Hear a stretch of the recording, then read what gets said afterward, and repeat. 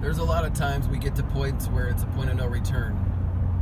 There's a lot of things that we can do in our lives. It's like, yeah, we knew at one point. That's one thing we got to remember. There's a point where we knew that we were on the wrong track and we took a risk, which is really not a smart thing to do. We're risk takers when it comes to something very serious, and we took a risk of being addicted to stupid things like drugs or perversion or careless mouth, whatever it is. There's a lot of different things we could get careless with, and at one point we knew it was wrong, and later on we get used to it and never really deal with it, and so the fire, in a sense, is out of control.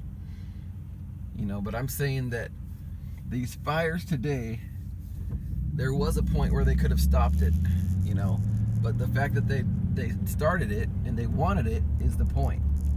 I don't believe that these accidents can happen like that. When they want to be really strategic and critical, they can find anything. They can come and nitpick you if they want to. They can come and nail something to the wall on a very strategic level. I mean, they've got everybody dialed in on their computers. They can find people pretty stinking easy if they wanted to. With all the social media, with all the cards, you swipe your card, they know where you swiped your card, they know what you buy. They give you ads to go with whatever you're talking about on your phones, because their phones are listening to you, and they got cameras on there. Close, in case you didn't know, we are being watched. So the point is that they have the potential of finding little things very, very easily if they want to, because the system is all computerized. It's like how fixing a car is now all computerized. You just plug it in and boom, it lights up, and now you know the diagnostics, whatever you call it. It is very, very simple. You don't have to go digging through and trying this and testing this, listening for this. You just boom, you're there. You can clearly see what's wrong just by plugging it in. And the world is like that now. Everything is so computerized. Nobody goes anywhere without their phones. Cars are trackable now. You know who you're driving with. You can hear them if you wanted to. I'm saying they can get very, very critical on things that are so small because of the diagnostics. So how is it possible that there's a fire on the side of the mountain and only a waitress can see it? The waitress can see the fire on the mountain 4 days before the news ever said anything. That's when everybody knows. As soon as the news says it, everybody knows, because that's what they pay attention to. But there's a waitress that said 4 days before there ever said anything on the news, I saw the glowing on the side of the mountain. I knew that was not okay.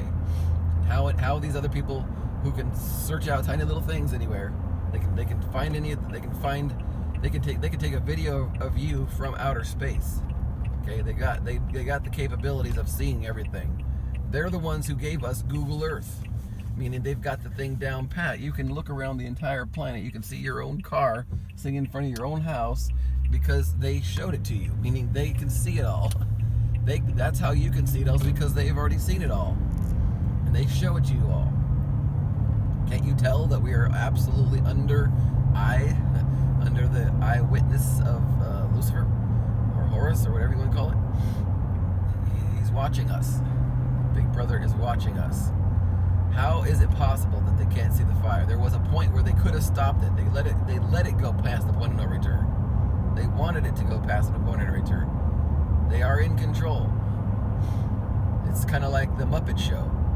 It's funny when you watch things go out of control, like the show's messing up or mistakes happen on the show, and that's part of the show.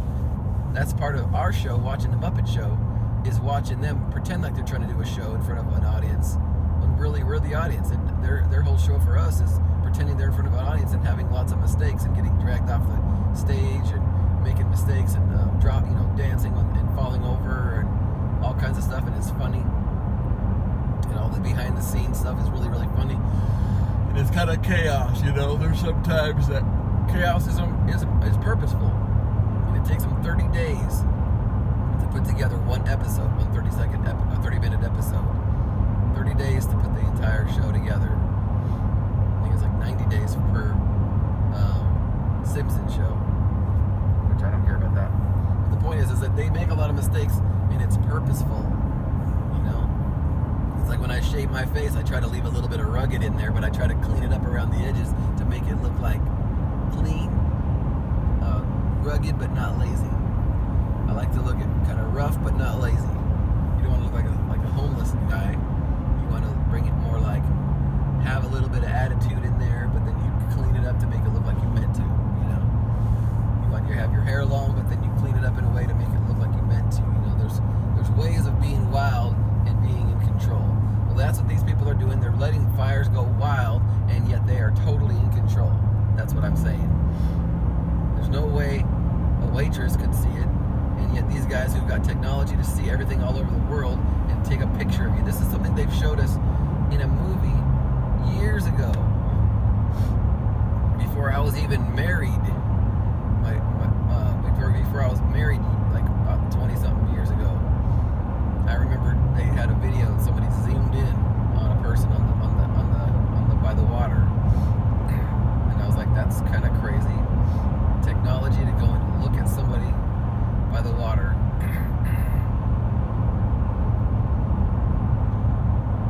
And now we think that they don't have the power to see a giant fire, when even just the waitress at this nice little, kind of a nicer area, you know.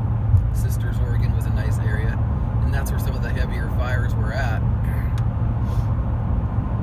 It just seems strange to me that the fires can jump across the 1.5 mile wide Columbia River from Oregon to Washington, or Washington to Oregon, whatever. And yet it never landed on any houses. It just only landed in the forest.